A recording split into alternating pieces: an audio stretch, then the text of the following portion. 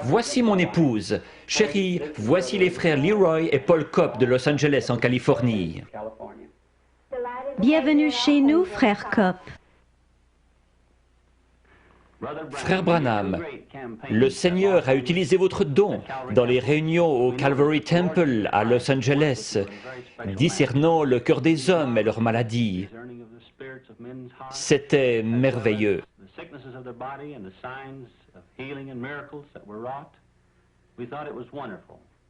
Nous voudrions en savoir plus à propos de votre don, frère Branham. Je suis né dans l'est du Kentucky, dans une cabane en rondin. Mes parents n'étaient pas portés sur la religion et n'allaient pas à l'église. Mais ils ont dit qu'au moment de ma naissance, une lumière est entrée dans la chambre et s'est tenue au-dessus de moi. Elle m'a accompagné pendant toute ma vie. Elle a été photographiée récemment. Vous avez vu cette photo. C'est la seule qu'on n'ait jamais prise d'un être surnaturel. C'est le même ange de Dieu que celui qui accompagna les enfants d'Israël depuis l'Égypte.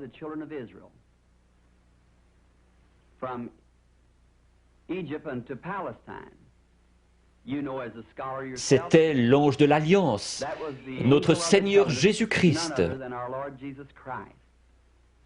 Il n'a pas prétendu être une personne importante lorsqu'il était ici sur terre. Il a dit, le Fils ne peut rien faire d'autre que ce que le Père lui montre. Dans Jean 5, à la piscine de Bethesda, Jésus a trouvé beaucoup d'estropiés, de gens aveugles et infirmes, attendant que l'eau s'agite. Il n'en a guéri qu'un seul, mais il savait où il était. Le Père le lui avait montré. Peut-être n'était-il pas estropié, il était couché sur un grabat. Au verset 19, les Juifs l'interrogeaient. Peut-être qu'aujourd'hui, on se demanderait pourquoi Dieu, passant à côté de tous ces gens infirmes et aveugles, ne les guérissait pas tous. Mais il a dit, en vérité, je vous le dis, le Fils ne peut rien faire de lui-même. Il ne fait que ce qu'il voit faire au Père.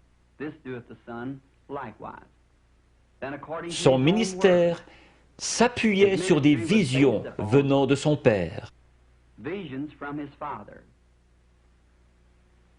Son ministère ne devrait-il pas se poursuivre comme il l'avait promis à ses disciples?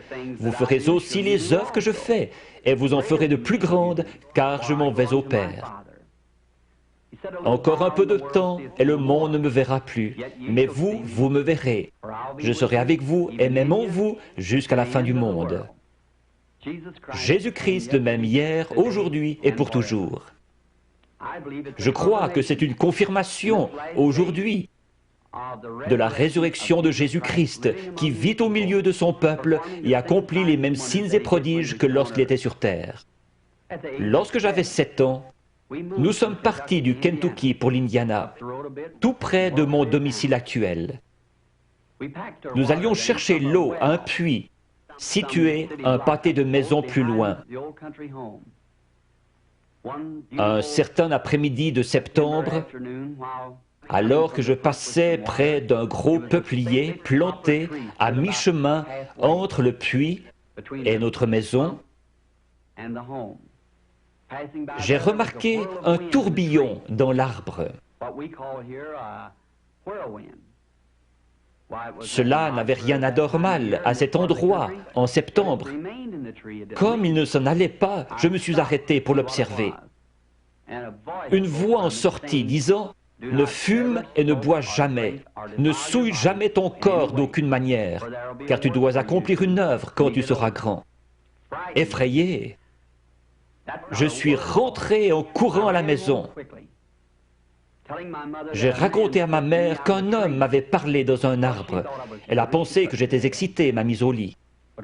Les visions ont commencé à ce moment-là. Quand cela vient sur moi, cela produit une vision.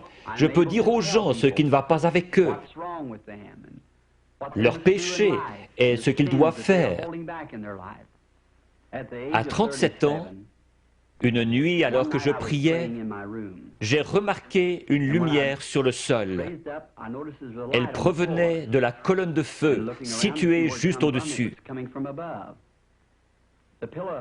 J'ai entendu quelqu'un marcher et un homme pesant environ 90 kilos a traversé la chambre et est venu dans cette lumière. Il était nu-pied, son teint était basané et ses cheveux noirs tombaient sur ses épaules. J'ai eu peur.